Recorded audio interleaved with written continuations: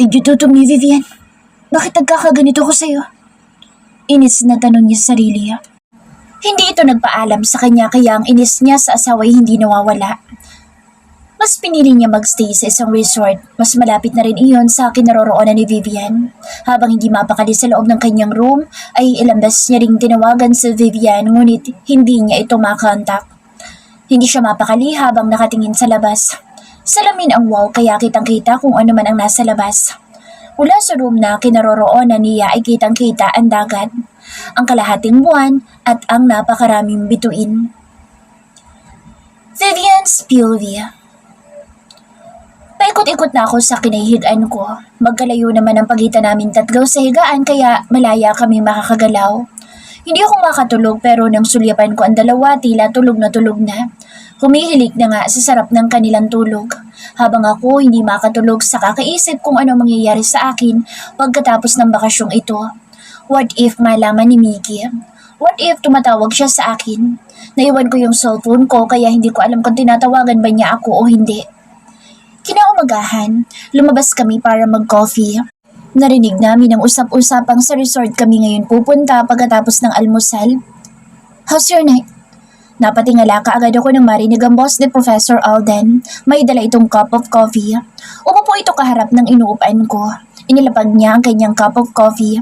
Habang ako, hinihintay ko pa rin si Merlin at Lydia dahil silang dalawa na ang nagpresenta na sila na ang kukuha ng almusal ko. Hindi ako magkakape dahil bawal yun sa akin. Medyo hindi nakatulog. Sagot ko. Bakit naman? Siguro naninibago lang, Professor. Ngumiti ito. Mukhang nasanay ka ng tawagin akong Professor. Baka susunod na pagkikita natin, hindi na Professor o itatawag mo sa akin. Siguro po, Professor. Habang abala kami sa pag-uusap ni Professor ay dumating naman na ang dalawa. Dala ang aming almusal. Nandito pala si Professor. Sambit ni Lydia. Yes, kinakausap ko lang si Vivian. Aalis na rin naman ako. Kukumustahin ko ang iba. Paalam ni Professor kaya tumayo na ito. Initaan lang ito ng dalawa at saka tuluyan ng umalis sa Professor. Naiwan na naman kaming tatlo. May maisusuot ka na ba mamaya, Vivian? Tanong sa akin ni Merlin habang nag-sip ng coffee. Hindi ako maliligo. Sasamahan ko lang kayo. Sagot ko rito. Hindi pwede yun. Dapat samahan mo kami maligo at syempre, damayan mo rin kami magsuot ng swimsuits or two-piece. Sabat naman ni Lydia. Hindi ba't sabi ko sa inyo wala akong dalang two-piece? Hindi ako nagsusuot nun. No swimsuit? No problem. Meron akong dala. Dalawang dala ko at sigurado naman din akong kasya yun sa'yo. Hindi ba talaga ako makakalusot sa dalawang ito? Kapag gusto, laging mayroong paraan. Kapag sinabi kong ayaw ko, palaging may pilitan. Hindi mo naman matanggihan. Everyone. Napalingon kami sa harapan dahil nandoon si Professor Alden nagsasalita. Nandito ba lahat? Tanong nito. Malakas ang boss niya kaya maririnig mo kahit ikaw pa ang nasa pinakadulo. Present po lahat, sir. Nagtaas ng kanya-kanya mga kamay. Tatanong ko lang sa inyo kung anong uunahin natin. Sa archery or sa beach resort? Sa beach po, sir. Marami nagtaas ng kamay at nagsabi ng beach. Siguro init na ang mga ito. Siguro handang-handa kayo lahat na mag-beach. Nakangiting sabi ni Prof. Sila lang yung handa. Kung pwede nga lang, wag na sumama sa kanila. Doon na lang ako magstay sa triangular ni Pahat. Gusto ko na lang matulog buong maghapon. Handang-handa na kaming lahat, Professor. Sigaw ng karamihan, lalong-lalo na ang dalawang katabi ko. Hindi na mapakali na parang gusto na kaagad dumampi ang dagat sa kanilang mga balat. Kung gano'y magbihis na lahat. Bili ni Prof at saka ito umalis. May kausap itong staff. Tumayo ka agad si Lydia at Merlin. Tara na. Parang naputulan ng buntot na sabi ni Merlin. Hinila na nila akong paalis sa kinauupan ko. Hindi naman halata na excited silang masyado. Nang makabalik sa nipa hut na tinutulugan namin ay kaagad na hinalungkat ni Merlin at Lydia ang kanilang dalambag. Inilabas ni Lydia ang kanyang dilaw na two-piece habang si Merlin naman ay kulay blue. Nakatingin lang ako sa kanilang dalawa. Ano dinatayo mo dyan, Viv? Ito, suot mo. Inihagis ni Merlin ang kulay red na two-piece. Nalaki ang mga mata ko nang matitigan ko ito. Sunod-sunod ako napalunok. Kaya ko ba magsuot ng ganito? Huminga ako ng malalim at saka muli ibinalik kay Merlin ang kanyang inihagis sa akin na two-piece. Ayoko, di naman ako maliligo kaya hindi ko kailangan magsuot ng ganyan. Kaagad sumama ang tingin nilang dalawa sa akin. Ano yun? Kami nakatupis habang ikaw balot na balot ang katawan? Ang unfair naman. Reklamo ni Lydia. Paano naging unfair yun? Kayo lang naman itong may gusto magsuot niyan. Sagot ko. Hindi na nagsalita pa ang isa sa kanila pero alam kong nagtatampo na sila sa akin. Tinalikuran nila ako kaya kaagad na nagbagong isip ko. Baka tuluyan na nga silang magtampo sa akin. Akin na, isusuot ko na. Kinuha ko mula kay Merlin ang tupis kaya kaagad silang napaharap sa akin. Akala ko'y matitiis mo talaga kami. Nakangusong sabi ni Lydia. Mauna na kayo magbihis. Sabi ko sa kanila. Sabay-sabay na tayong pumunta sa restroom. Hinawakan ni Merlin ang kamay ko at maging ang kamay ni Lydia ay hawak niya. Sabay pa rin kami lumabas para tahakin ang restroom at doon na magbihis. Sabay-sabay kami pumasok sa tigi-isang banyo. Habang tinititigan ko ang aking sarili sa salamin parang hindi ko kaya dahil medyo mapapansin ang umbok ng tiyan ko. Baka mamaya mahalata na nila Lydia at Merlin. Mabuti na lang may dala akong plain cotton short. Dinoblehan ko ang suot kong tupis at nagsuot din ako ng manipis at see-through na white long sleeve. Sabay din kami lumabas ng banyo ngunit natigilan ang dalawa nang makita ko. May suot pa naman ang dalawa ng manipis na long sleeve kaya hindi pa masyadong na-expose ang kanilang mga katawan. Ano yan? Tanong kaagad nila sa akin. Bakit? Bakit meron dobleng short? Sabay pa na tanong ng dalawa. Pagbigyan niyo na lang ako, hindi ako sanay na nakabalandra yung katawan ko. Sagot ko. Sige na nga. Lumapit silang dalawa sa akin at parehong itinaas ng dalawa ang kanilang mga braso para isampay iyon sa aking balikat. Let's go. Yaya ni Merlin. Nakangiti kami naglalakad para bumalik sa pwesto kung saan mag-iipon-ipon kami mga estudyante. Pagdating namin doon ay nandoon na ang lahat. Kami na lang pala ang hinihintay. Dumapo ang aking paningin kay Sir Alden. Nakasuot ito ng summer Hawaiian polo at pares naman ito ay white short. Kaagad kong binawi ang aking paningin dahil nahuli ako nakatingin sa kanya. Nandito na ba lahat? Malakas na boses ni Sir Alden ang pumuno sa paligid. Yes sir, nandito na po lahat. Ready na po at excited na kami lahat, Professor. Sigaw nila. Ngumiti lamang si Professor at sumenyas na alis na. Nilakad namin ang exit para sa naghihintay na sasakyan sa amin. Hindi ko akalain magkasama pa rin pala kami ni Sir Alden sa sasakyan. Tulad ng unang gawi, kami pa ring dalawa sa loob ng kotse. Ngunit ibang sasakyan na ang gamit niya. Kulay gray na ito. Naiiyak akong tumingin sa kanya. Isa pa nakakailang. Are you comfortable with what you are wearing, Miss Burlington? He glanced at me and looked all over me. Is it obvious, sir, that I'm uncomfortable? Hindi na ako nagsinungaling pa. Talaga nakakailang ang suot ko. Sobrang nipis at sobrang halata yata ng katawan ko. Hindi ko inaasahang matatawa ito. It's not too obvious, Miss Burlington. Also, you have nothing to be ashamed of. You're a goddess. Hindi ko inaasahang pipingutin niya ang ilong ko. Natawa na rin naman na ako. Medyo nabawasan ang pagkailang ko. Ganyan nga, ngumiti ka. Hindi yung takot na takot kang tingnan kita. Hindi naman ako kriminal para katakutan mo, Miss Burlington. Nakangiting sabi nito. Tuluyan nang nawala ang hiya ko. Binuhay na nito ang makina at pinaharurot. Ilang oras po ba tayo makakarating sa resort, sir? Tanong ko sa katahimikan namin dalawa. 5 minutes. Nandito na tayo. Sagot niya at inihinto ang kotse. Ako naman ay halos hindi makapaniwala. Hindi pa nagtagal ang pag-upo ko'y nakarating na kaagad kami. Sobrang lapit lang naman pala. Buti ko nagdakad na lang kami para man lang may exercise. Pinagbuksan niya ako. Sobrang gentleman talaga ni Sir Alden. Sana sa Miggy ganito rin, pero parang malabo mangyari iyon. Vivian! Malayo pa lang ay narinig ko na ang pagtawag ng dalawa sa akin. Nag-iba na naman ang direksyon sa Sir Alden. Kasama niya ang dalawang lalaki. Staff yata yun dito sa resort. Napakagalang pa ng mga staff dito dahil pagpasok pa lang namin ay binati na kaagad kami ng mga ito. Pagpasok ay bumungad na kaagad sa aming paningin ang napakalinaw at blue na dagat. Maputi at pino na buhangin. Wow! Nang sulyapan ko si Lydia, nakanganga na ito habang nakatanaw sa dalampasigan. Ang ganda! Dagdag pa nito. Maraming naliligo at halos mapuno na nga ang resort. Merlin, doon tayo! Merong afam doon! Turo ni Lydia sa grupo ng mga foreigner. Ayoko, malalaki at mahaba mga yan. I'm still virgin, no? Ayoko ng afam. No way. Sagot ni Merlin. Natawa na lamang ako. Ang arte naman ito. Baka kapag binomba kayo, mapasigaw ka pa sa sarap. Naunang maglakad si Lydia habang sinisigaw ang katagang iyon. Hindi ko na napigilan at bumulahaw ako ng tawa. Si Merlin naman ay nakangiwing sinundan ng tingin si Lydia. Sa katatawa ko'y sumakit na lang ang puson ko. Tila sasabog ang pantog ko. Teka lang, mauna na muna kayo, parang sasabog ng pantog ko. Nakangiwing paalam ko sa dalawa. Yan kasi, lakas mong tumawa. Pahabol pa ni Merlin habang nagmamadali ako umalis sa kanilang harapan. Hahanapin ko ang restroom. Ang layo pala ng restroom sa kinaroroonan namin. Kanina nila Merlin. Nakahinga ako ng maluwag pagkalabas ko ng restroom.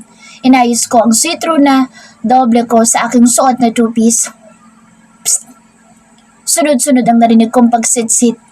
Nang lingunin ko, ito ay grupo ng kalalakihan na bumungad sa akin. Half naked at tanging board short lang ang suot ng mga ito. Hi miss! Kumunot ang noo ko. Wala ibang babae sa kinaroroonan namin at may nakaharang pa na sementong pader kaya medyo patago ang kinaroroonan namin. Kinabahan ako. Pwede ka bang makilala, miss? Mas lalo akong kinabahan ang palibutan nila akong tatlo. Ano masama sa pakikipagkilala? Isa pa, tanggalin mo na kaya yung doble mong long sleeve para mas lalong titingkad ang ganda mo. Sabay-sabay silang natawa. Please excuse me. Dadaan na sana ako ngunit tinawakan ng isa lalaki may hikaw sa tenga ang kamay ko. Sa tingin mo ba makakaalis ka dito nang hindi ka namin isa-isang nahalikan? Mas lalo pa akong kinabahan nang dumagundong ang kanilang tawanan. Oh God. Please, bitawan mo ako. Mas pinatigas ko ang boses ko para kahit papaano'y matakot na itong hawakan ako. Ngunit mas lalo lang itong naging agresibo. Sa halip na bitawan ako'y mas lalo pa nitong hinawakan ang kamay ko ng mahigpit. Bitawan mo ako! Pilit kong binabawi ang kamay ko ngunit ayaw nitong bitawan. Paluhan na nga ako. Sisigaw ako ng malakas at sisiguraduhin kong makukulong kayong tatlo kapag hindi niyo ako binitawan. Sa halip na matakot sa banda ko'y mas lalo lang ang mga itong natawa. Hindi na lang ngayon ang kamay kong hinawakan ng lalaking may hikaw sa tenga. Unti-unti niya akong inilalapit sa kanya kaya napapikit ako. Really sir, that woman is my wife. Naimulat ko ang aking mga mata sa narinig kong pamilyar na boses. Hindi nga ako nagkakamali. Hindi ko alam kung nag-iilusyon lang ba akong nasa harapan namin ngayon si Miggy or kalukalike na lang ito. Napaka-imposible naman yata kung nandito rin siya sa Cebu. Aba, sa tingin mo ba'y bibitawan namin ang ganun-ganun na lang ang babae na ito dahil lang sa sinabi mo? Ano ngayon kang asawa kanya? Baka pagsisihan yung hindi niyo siya binitawan. Kaagad na banta ni Miggy. Miggy, sambit ko. Napaawang ang labi ko. Sumay niya sa lalaki na kahawak sa akin na sugurin si Miggy kaya kaagad na sumugod ang dalawa at sinuntok ang asawa ko ngunit nakailag naman ito. Napangiti ako dahil hindi siya natamaan. Nasuntok ni Miggy sa mukha ang isa lalaki ngunit nakasuntok rin naman ito kay Miggy kaya putok ang labi nito. Hanggang muli na naman sumuntok si Miggy at sapul na sapul ang mga ito. Isa-isang natumba ang mga ito. Dahil natumba ang mga kasabahan ng lalaki may hawak sa akin, ay kinagad ko ang pulsuhan nito kaya binitawan niya ako. Wisit! Inis na tumakbo ang lalaki. Iniwan ang mga kasama nitong nakabulagta sa buhangin. Bumangon rin naman ang mga ito at kumaripas ng takbo. Ngayon, harapin mo ang galit ng asawa mo, Vivian. Kausap ko sa aking sarili. Nang binalingan ko, ito'y nagpunas ng labi dahil sa dugo na nagmula sa sugat nito sa gilid ng kanyang labi. Kahit kinakabahan ay nilapitan ko ito. Ang galing mo. Napatumba mo silang lahat. Ngiting aso na sabi ko sa kanya pero sinamaan lang niya ako ng tingin. Hindi sa lahat ng oras ay nandito ako para ipagtanggol ka. Halata sa boses nito ang inis.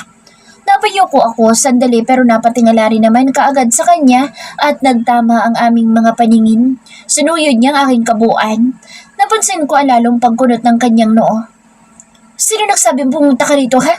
Nagsuot ka pa talaga ng ganyan? Kaya ka nababastos na dyan sa suot mo. Inis na sabi nito sa akin. Maraming babae dyan na mas kita pang kaluluwa kaysa sa akin. Teka, sinundan mo ba ako dito? Humulma ang ngiti ko sa labi. No, I have a client here. That's why I'm here. Why should I follow you? Are you a VIP? Napanguso ako. Eh, hindi mo talaga ako sinundan dito? Kung ganun, hindi ka galit na sumama ako sa... Sino nagsabi sa'yong sumama ka rito nang hindi nagpapaalam sa akin? Hindi niya pinatapos ang pagsasalita ko. Sa tita. Kaagad na sagot ko. That witch again. Inis na sambit nito. Kung hindi ka galit, babalik na ako sa mga kasamahan ko. Tinalikuran ko na ito pero naramdaman ko na lang ang kamay na humawak sa pulsuhan ko. As my wife, you should treat my wound. How dare you turn your back on me? I'm not done with you yet. Kasalanan mo kung bakit pumutok ang labi ko. Are you just going to turn your back on me without saying anything? Little dumbass. Huh? My lips parted. Hindi pa ako nakapagsalita ulit ay umangat na mga paa ko sa buhangin na inaapakin ko. He carried me like a newlywed. Nakakahiya sa mga tao makakakita sa amin. Maggie, bitawan mo ako. Baka makita tayo ng mga kaibigan at kaklase ko. Isliksik ko ang aking mukha sa kanyang dibdib dahil sa hiya. Don't be naughty, little dumbass. If you don't want me to fuck you here in front of a lot of people. Tila pabulong na sabi niya pero may diin sa salita niya. Napapikit na lamang ako habang nakasiksik ang mukha ko sa dibdib nito. Kaya mo rin naman palang tumahimik. Pinapahirapan mo pa ako. Dagdag pa nito. Umasok siya sa elevator. Saan niya ba ako dadalhin? Sumilip lang ako ng konti at muli na maitinaag ang aking mukha sa dibdib niya dahil may kasabay kami mga babae sa elevator. Ang sweet naman. Rinig kong bulong-bulungan ng mga babae kasabay namin sa elevator. Anong sweet? Walang sweet sa lalaki ito. Kung alam niyo lang. Napansin ko lumabas na kami at tinatahak na namin ang napakahabang pasilyo. Saan mo ba ako dadalhin? Sa pagkakataong ito ay tumingala ako sa kanya ngunit siniksik niya ang aking mukha sa kanyang dibdib. Shut up, little dumbass. Amoy na amoy ko ang pabangong gamit nito. Narinig ko na lang ang pagbukas ng pintuan. Dinala niya ako sa isang kwarto at ibinaba sa kama. Umalis ito sa aking harapan at pumunta sa kung saan. Pagbalik nito ay may dala ng bulak at panggamot sa sugat. Ngayon, gamutin mo sugat ko. Pagkatapos ba nito ay palalabasin mo na ako? Pababalikin mo na ako sa mga kasamahan ko? Who told you that you will return there alone? Kasama mo kung babalik sa mga kasamahan mo. I will not entrust my wife to her professor. Kagatlabi ako nakangiti habang nakatungo. Hindi ko ipinahalata sa kanyang napangiti ako sa sinabi niya. So, nagsiselos ka? No, I'm not. Don't be stupid. Nagsiselos ka eh. Turo ko sa kanya habang nakangiti. Hindi ko nagsiselos, Mrs. Burlington. Ayaw mo pang sabihin, halata namang nagsiselos ka. Asar ko sa kanya. I bit my lip while looking at him. If you're jealous, then fuck me. I challenged him. I know you're jealous, so don't deny it. What are you waiting for? Fuck me now. I'm ready. I challenged him again. Ngayon pa na gusto ko. Namiss ko rin naman siya kaya handa akong magpaangkin sa kanya ngayon ng paulit-ulit. Who told you I was jealous? He sat on the bed and ignored my challenge. Bumagsak ang mga balikat ko sa naging sagot niya. Hindi ko inasang hindi niya kakagatin ang hamon ko. Kung ganoon, hindi siya nagsiselos. Kung hindi ka nagsiselos, bakit gusto mo sumama sa akin palabas? Bakit kailangan kasama ka pang pabalik sa mga kasamahan ko? Just my trip. Huwag mong bigyan ng meaning ang pagsama ko sa iyo dahil wala akong nararamdaman para sa iyo. Mas mabuti pang gamutin mo na lang ang sugat ko. Kung hindi dahil sa iyo, hindi ako magkakaroon ng sugat at pasa. Bakit kasi ganyan ang suot mo? Bumaba ang aking paningin sa suot ko. Sila Lydia at Merlin ang namilit sa akin na isuot ito. Sinuot mo naman. Anong problema sa suot ko? Meron pa nga naman sobra pa dito ang suot. Hindi naman nila binabastos. Balot na nga ako, nagawa pa rin akong pagtripa ng mga addict na yun. Umupo ako sa tabi niya at sinimulan ko ng dampian ng bulak ang sugat niya sa gilid ng kanyang labi. What the fuck? Huwag mong diinan! Napasigaw ito ng diinan ko ng bulak ang maliit na sugat sa gilid ng labi niya. Maliit lang na sugat, takot na takot ka? Sambit ko. Gusto ko batawa ngunit hindi ko magawa dahil nakatitig na siya ngayon sa akin. This is your fault. I will make sure those men go to jail. Kagatlabi ko siyang tiningnan. Ibig sabihin may pakialam pa rin naman siya sa akin kahit kaunti. Bakit ganyan ka kumakangiti? Tanong niya naman sa akin. Kagatlabi habang nakangiti. Akala mo ba na makakita ko dyan sa ngiti mo? Kunod tong tanong niya sa akin. Oh, wala lang. Hindi ko lang kasi mapigilan na hindi mapangiti dahil kahit papaano nag-aalala ka pa rin pala sa akin. Ayoko lang na magkaroon ng asawang pinagsawaan na ng iba. Nabuntis ka na nga ng ibang lalaki pag sasawaan ka pa ng 3 lalaki. Natigilan ako sa sinabi niya. Walang ibang nagpapakasawa sa akin kundi siya lang. Mas lalo ko lang tuloy dininan pagdampi ng bulak sa sugat niya. Shit! Napamura siya. Sorry, di ko sinasadya. Kunwari ko pero sa loob-loob ko gusto ko pandagdagan ng sugat niya dahil sa sakit niyang magsalita. Pagkatapos kong gamutin ang sugat niya ay nagpaalam na ako lumabas ngunit hindi niya ako piniyagan. Inayos niya ang lahat ng gamit niya at ibinalik sa maliit niyang maleta. Uwi ka na? Tanong ko sa kanya pagkatapos ito mag-ayos ng mga gamit niya. Nope, I'll go with you. Ha? Bakit parang nagulat ka? Ayaw mo ba na makita ko ang landian yun ng professor mo? Walang katotohanan niyang sinasabi mo. Kung bahala kung sasama ka, pero di ko alam kung pwede ka doon. Iningusan ko na lang ito at nauna na maglakad patungo sa pintuan. Nakasunod pala ito sa akin. Ikinabigla ko nang hawakan niya ang kamay ko. Let's go. Nanlaki ang mga mata ko nang hilahin niya akong palabas habang hawak niya pa rin ang kamay ko. Kung meron lang nakakakilala sa aming dalawa, baka isipin nilang mag-asawa talaga kami at hindi magkapatid. Nasa elevator na kami nang matigilan ito. Bumaba ang tingin niya sa mga kamay namin. Where's your ring? Tanong niya habang hinahanap ng mga mata niya ang singsing sa aking mga daliri. Tinaas ko ang isa kong kamay para ipakita sa kanya na sa kabilang daliri ng kamay ko ito isunuot. Napawi ka agad ang pagkakakunot ng kanyang noo. Akala ko hindi mo suot. Makakatikim ka talaga sa akin. Hindi na ako umimik pa. Pagdating namin sa lobby ay inireport ka agad ni Miggy ang 3 lalaki na nambastos sa akin. Ang bilis gumalaw ng mga staff dahil nakita ka agad nila ang mga ito. Iniharap nila ito sa akin. Yun kasi ang desisyon ni Miggy at pagkatapos ay dalhin na ang mga ito sa presinto. Kahit nagmakaawa na mga ito sa akin at kay Miggy ay hindi nagbago ang desisyon ni Miggy na ikulong ang mga ito. Kung ako lang ang masusunod, hinayaan ko na lang ang mga lalaki iyon pero hindi eh. Si Miggy pa rin ang nasunod at sa presinto ang bagsak ng 3 mga manyakis. Mula sa malayo ay natanaw ko si Lydia at Merlin. Mukhang hinahanap na nila ako. Probably. You were in my room for almost 2 hours. Why did I have a stupid wife? He said, shaking his head. Sinamaan ko na lang siya ng tingin. Hindi na ako nagsalita pa. Kaganyang binitawan ng kamay ko nang mapatingin sa aming direksyon si Lydia. Ngiting-ngiti ito nang makita kami at kumaway pa. Medyo magkalapit na kami pero kung makasigaw si Lydia, akala mo'y nasa tuktok ako ng bundok. Tumakbo itong palapit sa amin. Maruha ka? Akala namin kung saan ka na pumunta? Kasama mo naman palang kuya mo. Kaagad na sabi nito. Hinanap ka pa naman ni Professor. Dagdag pa nito. Nakakaya naman kung maging si Professor ay naghanap na rin para akong batang nawawala. Uy, nandito ka na pala. Hinihingal naman na sabi ni Merlin. Napagod akong kakahanap sa'yo, kaloka ka? Dagdag na sabi ni Merlin habang nakayuko at nakatukod ang mga kamay sa tuhod. Pasensya na kayo kung napagod kayo sa paghahanap sa akin. Meron lang kasing 3 mga manyakos paglabas ko ng restroom. Buti nga nandoon si... Binalingan ko si Miggy. Kuya Miggy. Napalunok ako dahil kailangan ko na naman magsinungaling sa kanilang lahat. Magkunwari na magkapatid kaming dalawa ni Miggy.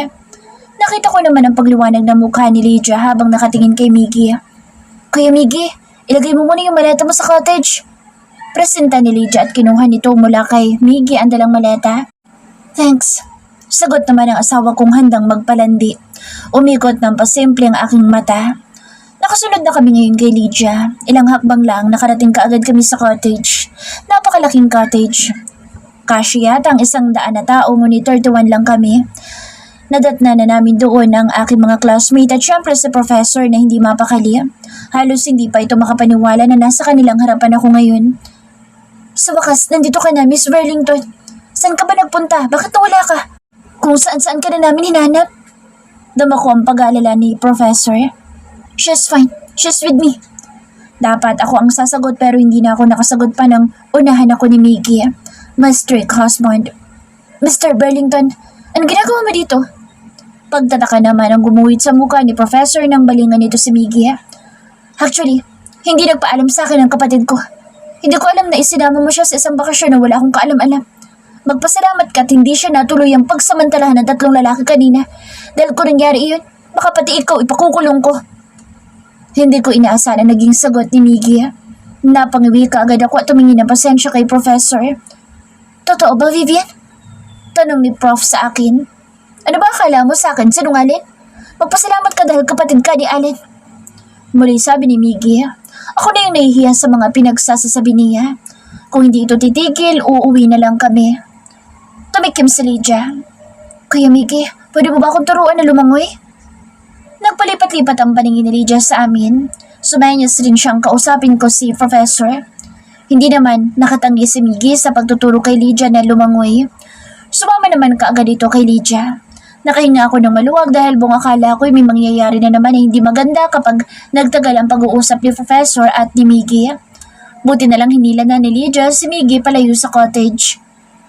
Kinausap ko naman sa Professor at humingi pa ng pasensya. It's okay, Vivian. Naintindihan ko si Miggy. Kapatid ka niya, kaya alam ko nag-alala lang siya sa iyo. Hindi ko alam na hindi ka pala nakapagpaalam sa kanya. Sorry, Professor. Pinayagan naman po ako ng tita ko. Wala kasi siya sa bahay kaya hindi ako nakapagpaalam sa kanya. At least ngayon nandito siya at alam niyang nandito ka sa Cebu. Nakapagtataka lang ang mga kinikilos niya pagdating sa'yo. Iba yung kilos niya. Parang simula pa lang galit na siya sa akin. Naalala ko pa nung gabi nasa bahay niyo. Sununtok niya ako na makita niya magkalapit at mag-ausap tayo. Naku, mukhang nakakahalata na si Professor. Sorry, Miss Burlington. I'm just overthinking. Okay lang po, Professor. Kahit sino naman po yung mag-iisip ng kung ano, lalo na kung ganun yung kinikilos ng kuya ko. Yeah, but I know you're really siblings, right? Sinulyapan niya ang kinaroroonan nila Lydia. So, marunong ka ba lumangoy?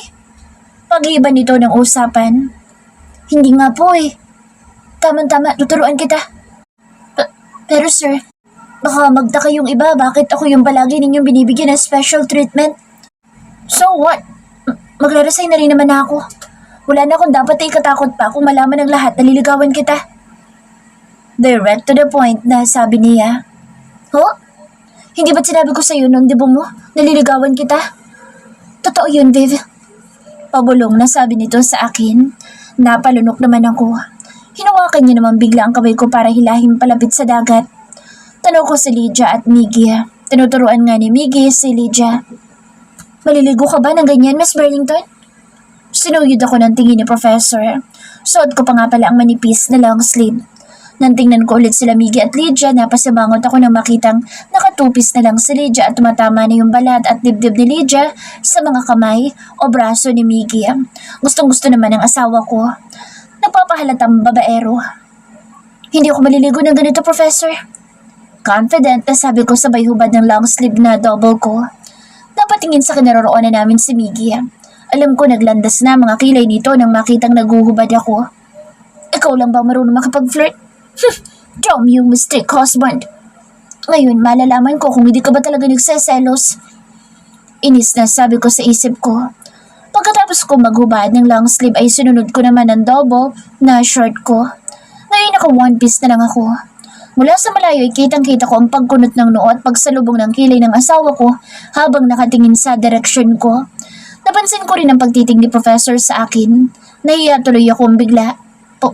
Professor, ayos lang ba yung... You're so beautiful, Miss Burlington. Kagad na putol ni Prof sa pagsasalita ko. Salamat. Dadaling ko lang po itong hinubaran ko sa cottage. Sure. Pagkatapos ko may ayos ang hinubad kong long sleeve at short, ay bumalik din kaagad ako sa kinaroroonan ni Professor. Lumapit kami sa kinaroroonan nila Lydia at Miggy. Narinig ko ang pagsigaw ni Lydia na parang nalulunod. Nang sulyapan ko ito'y nabitawan na ito ni Miggy at halos malunod na si Lydia. Nalaki ang mga mata ko. Nakahinga ako nang maluwag nang higitin ni Miggy si Lydia palapit sa kanya. Kuya Miggy, bakit mo naman ako binitawan? Kaagad na tanong ni Lydia na narinig ko. Sorry, naibaling ko lang sa ibang aking paningin. Narinig kong sagot nito. Ako naman ay muling ibinalik ang focus kay Sir Alden. Hawak niya ngayon ang bewang ko. Are you ready, Miss Burlington? Tanong sa akin ni Prof. Tumangutang na lang ako. Para akong bata na tinuturuan pa na lumangoy. Pinadapa niya ako habang nasa ilalim ang kamay niya. Nasa tiyan ko. Ipadyak mo ang mga paa mo, Miss Burlington. Utos sa akin ni Professor. Ipinadyak ko naman ito nang ipinadyak sa tubig. Hanggang sa bitawan niya ako at patuloy akong lumutang sa tubig. Madali ka naman palang turuan. Komento ni Prof. Magaling po kasi yung teacher ko. Sagot ko naman. Hindi ko na alam kung ano nangyayari sa paligid dahil sa pagtuturo ni Professor ako nakafocus ngayon.